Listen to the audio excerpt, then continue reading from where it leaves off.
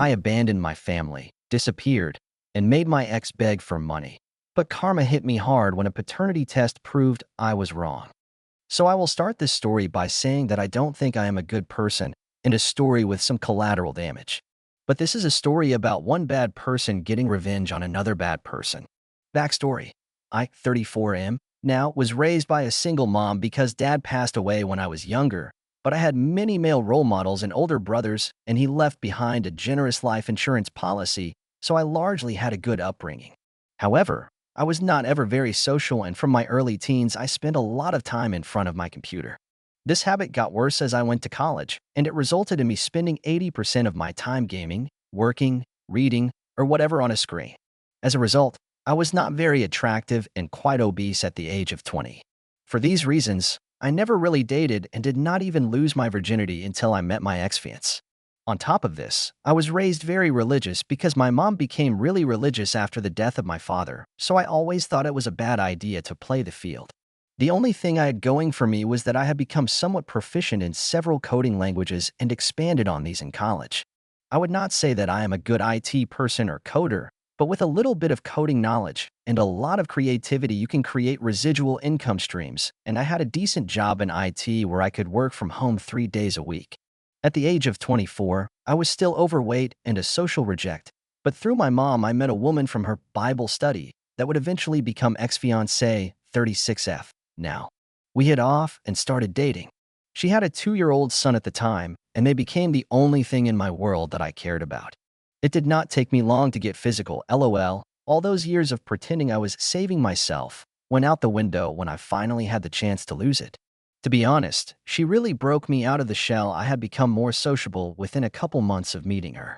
I even took on a fatherly role for her son, and within 6 months of dating, she got pregnant. Being the religious person I was, I immediately proposed and wanted to marry before the birth of the baby. Then she dropped a bombshell on me. She was still legally married to a guy in prison. This did not bother me too much as she had always talked about her troubled past, and I thought I would be the one to save her from it anyways, so I just took this as it came with the territory. She began the divorce proceedings shortly, and we planned to get married as soon as those were finished. I was riding high after the baby was born, and I thought I had really carved a place for myself in the world. I even started losing weight and spent less time online than ever. She was always kind to me, and I thought we let each other know everything we were thinking. Boy, was I wrong. There were a few red flags that I was too love-struck to see. 1. She told me early on that the only reason she got involved with my church was that she was on probation and had pending court cases and thought it would help her case. 2. Despite me earning a comfortable 6-figure income with side projects and my main IT job, she insisted that she keep her part-time job, and my mom had to help me take care of the kids to deal with it. 3. She knew way too many people. Like what suburban mom with a secretarial job has 200 contacts in her phone? 4. We kept delaying our marriage due to sick relatives or other issues, although she did go through with the divorce to the prison guy. Then something happened that shook me out of her spell. She got pregnant for a second time, and this time with twins. We had only been with each other for -4 years, and we were about to have 4 kids. 2 more than I thought I would ever have.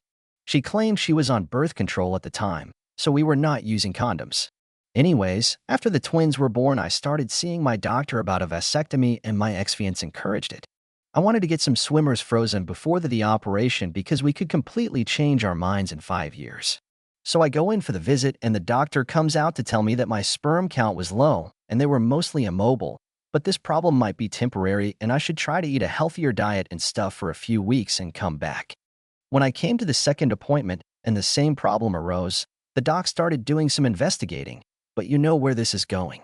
So, the doctor says that it's likely that I am infertile. This turned out to not be completely true, as I now have a child that I know is biologically mine, but it still propelled the following events. I mentioned that I had 3 biological children, and the doctor looked anxious and started talking, but I was in shell shock and did not really know what he was saying. I think I left the doctor's office before they were even done with me.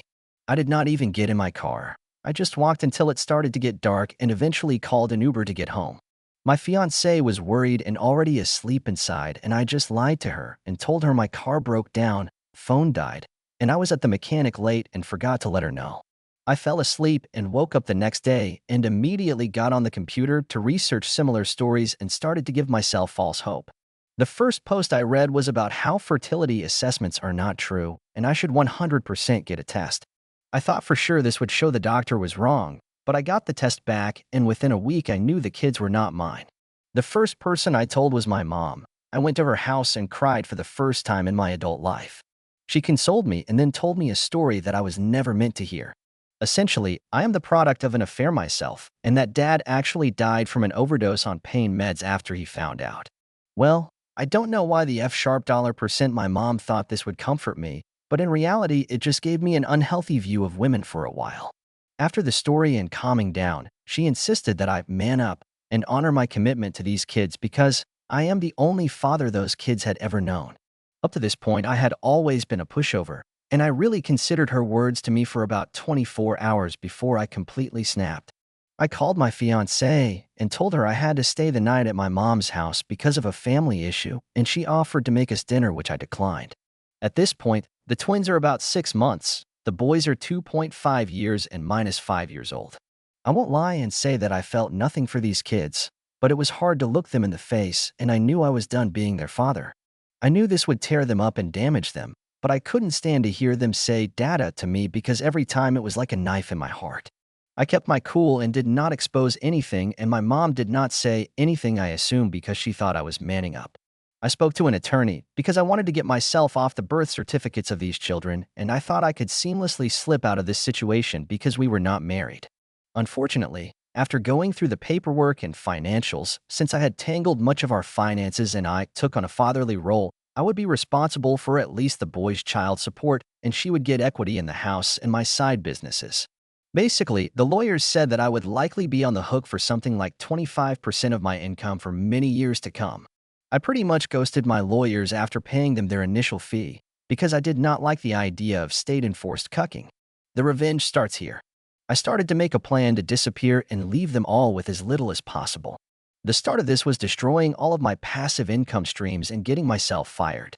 Getting myself fired was easy, but it got a bit cringe. Basically did some of the stuff from Office Space, smashed an office printer in the courtyard, didn't do anything while working from home except send memes to coworkers. But I did not do anything to clients because my boss was actually a friend of mine, but my office mates had a good time watching this. After this, I did not even try to file for unemployment and began living off our savings. My ex-fiancé let me handle all the financials despite both of our names being on everything, so she did not notice our accounts slowly draining of money and the financials going to chaos because I left her checking account filled with a few thousand. Credit card debt skyrocketed because I stopped paying our cards, LOL. I sat there for months wondering if I should end it and follow in the footsteps of my would-be father, but ultimately decided against it. I got ancestry test kits for the kids in an effort to find who their actual father was, because I was hoping to get them away from my ex, but this resulted in even weirder findings. Essentially, the oldest child was a cousin/half-brother to his siblings, and so the prison guy's brother must have gotten her pregnant. Also, I did not see any family members from the test that I thought would be a good fit. So that was the end of that investigation. I also tried to distance myself from my mom, as I had become disgusted by what she did to my dad and her newfound cheater allegiance with my ex. I formulated a plan to get away, far away, from everything by just vanishing on a hiking trip. I really hyped up this hiking trip and claimed I would be in the insert location here for a week alone with my thoughts in the trails. Before the trip, I took the then -6-year-old out for ice cream and cried for the second time in my adult life. The 6-year-old was obviously distraught over seeing his dad cry and started trying to calm me down. I guess I was crying that I had to leave him, and I told him I was sorry dozens of times, but I think he was just confused about the situation. I was more concerned about losing him, because I knew he was not my child and I was able to form a bond anyways. I left that afternoon and actually made my way to the lodge and checked in. Now the next part one will mostly skip because I am not sure if it was legal or illegal or whatever, but cut to 6 months later, and I have a new name and live in a new city where I was able to restart my IT career and was slowly working toward my old income status again. I started stalking my ex on Facebook and other social media. I won't lie, it was cathartic to say the least. The chaos of them trying to get into accounts must have been hell, and she figured out that our comfortable finances were not so comfortable after all. Begging for money on Facebook is so trashy. Once again, I won't mention the legal stuff. But a lot of people went looking for me, and I considered phoning the police to let them know that I was okay, but decided against it. Eventually had to pay a hefty fine for this, but it was well worth it. I worked on myself for a long time and got into great shape. Lost my religion and descended into a hedonistic lifestyle. I became unrecognizable. I continued stalking this woman for about a year when I heard she was dating a new guy and got pregnant almost immediately. Of course, my mom was still in her life taking care of my supposed children while she was doing God knows what. Then on the 1-year anniversary of me leaving, she posted a memorial page for me. This made me decide that my revenge was not quite done, and I decided to call up my brother and let him know I was alive. My brother and I had drifted over the past 10 years, but he was blood and was always there when I was younger. I told him why I did what I did, and we caught up, and I asked him not to tell anyone yet, and he agreed. But then he told me about my mom and my ex-fiancé suing my insurance company to honor my life insurance. Somehow, she had managed to keep up this policy going despite its hefty cost. The payout would be substantial, 7 figures, and she would be awarded the premiums that she had paid since my alleged death if she won. Well, I am not the kind of uncivilized person that would defraud an insurance company, so I started my plans. I drove the 1,000-mile journey to my old city when I heard she had an upcoming hearing and listened to Highway to Hell half the way down. I went to the court early and sat down. Now at this time I had grown a beard, lost 60 pounds, and generally looked good. I looked so different that my fiancé and mother passed right by me in the court without giving me a second look. I thought they would be meeting in a big courtroom, and I was already planning to barge in and yell something about objecting and being a cringe lord like usual. But they ended up going to a small room with some lawyers from the insurance company. I decided frick it and knocked on the door several times until they opened it. They were all confused to see this scraggly dressed man with a beard, and I simply said, "I believe you are trying to settle the issue of whether I am dead." My ex-fiancé realized it was me almost immediately and let out a gasp or something. But the lawyers were just confused. Everyone ended up stepping outside the room, and a whirlwind erupted and the bailiffs were called over. My ex screamed and slapped me, and they had to actually put handcuffs on her. This was a big deal for the insurance company, I guess, and the lawyer's boss/client actually showed up and asked for statements and everything. Even a detective showed up, and I started to regret coming, but I gave my statement and did not really lie about anything, but I was vague about where I was currently living. I ended up staying in town for almost a month, and it was a crazy month in a cheap motel. I showed evidence of my ex's cheating to anyone who cared, and I tried to meet with the kids. But the youngest did not know me, and the then 7-year-old told me to fuck myself, which is fair, I guess. The police were pissed off and started civil litigation for the cost of searching for me. A detective or something actually flew in from another state to question me. Luckily, this whole time, I did not get arrested for anything, as I did not want my fingerprints being linked to my new name and such. Essentially, I had to pay a large fine and immediately paid the fine in cash to the surprise of the police. As far as I was concerned, I was done with this town. My ex-fiancé served me a civil lawsuit for multiple different things, and my mom helped, but I was a leaf in the wind long before anything came of it. I am back in my new city and never plan to go back. I stopped spying on them after a few months of ruining her insurance plans and moved on with my life. So how did I reset my life upon reaching a new city? Well, I had a lot of money in cash that I used to stay in a motel for a few months while I got all my documents in order and looked for work. Because I thought that my home computer would be searched when I went missing, I could not really plan much of this stuff beforehand. I realized that without a college degree linked to your name, it was difficult to find a job with my skill set. So I decided to just make my own company and post advertisements about setting up custom dispatch software, editing videos and presentations, among other tasks. I only received a few different jobs doing this, and it did not even pay my living expenses. After I did a few jobs for the same company, I made friends with a project manager and got hired at a reasonable salary.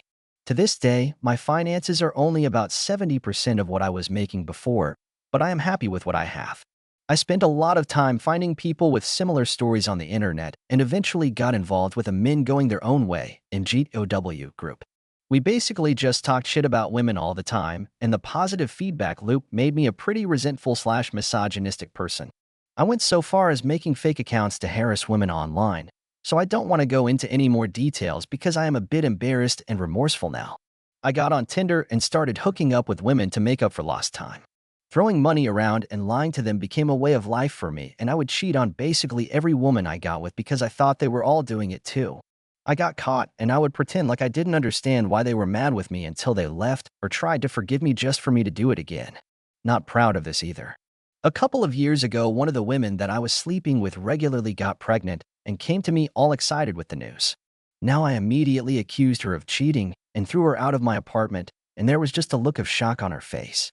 Remember, I thought I was infertile, so in my mind, I just put another THOT in her place. I continued to mock her for a bit and even messaged my MGTOW buddies about what I did. I openly confessed to cheating on her and showed her proof.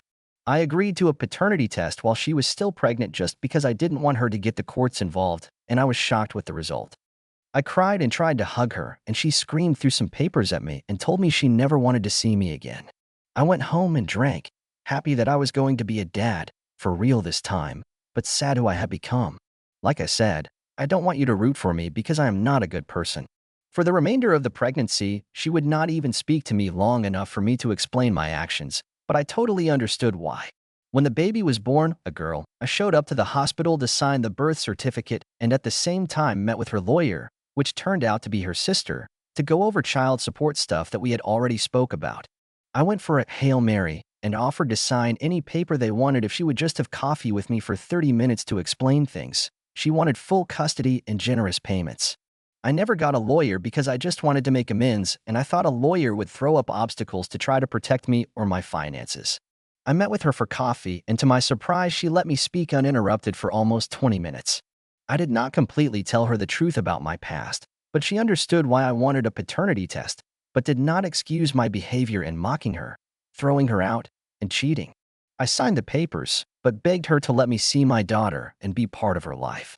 She said that I was unstable and that I needed intensive therapy before that would ever happen. Of course, I obliged to the therapy. I learned a lot in therapy and did a lot of research about the fallout of cheating and whatnot. Turns out there are a lot of women who had been hurt by cheaters and homewreckers too, and that my view of women was toxic to say the least. I cut it off with my MGTOW buddies because I thought that atmosphere would be a detriment to my progress. I don't want to attack that group, because I think there are some good people in that group that are just broken and looking for answers. I think having a baby girl was a real punch in the gut to stop treating women so poorly. I was finally able to see my daughter when she was 7 months old and began supervised visits every other weekend. I had dutifully paid the child support and made every attempt to talk to her mother and try to make amends. One night after our daughter, we got drunk and started kissing, which turned into sex. When we woke up the next morning, she was embarrassed and just asked me to leave, but she made it seem like she kind of wanted to make things work. It took a long time, but we moved in together after she lost her job to COVID-19 and are currently living together. Her family hates me, and this has held us back from marriage talk or anything. Hell, I skipped our daughter's second birthday celebration because her lawyer sister didn't want to see me. I hope this turns out well for me, and I know I already have better than I deserve. For now, the pandemic has me working from home, and my girl takes care of our daughter and makes me food and such. She is still suspicious of me and comes into my office to see what I am doing regularly, but I don't mind. For now, I'm just going to try to be there for my daughter and try to make it up to her mom.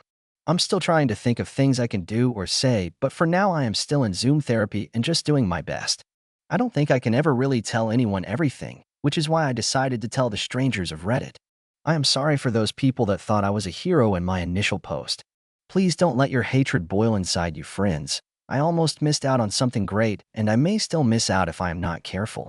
This is going to be the only update, unless I come back years from now to tell you all what happened.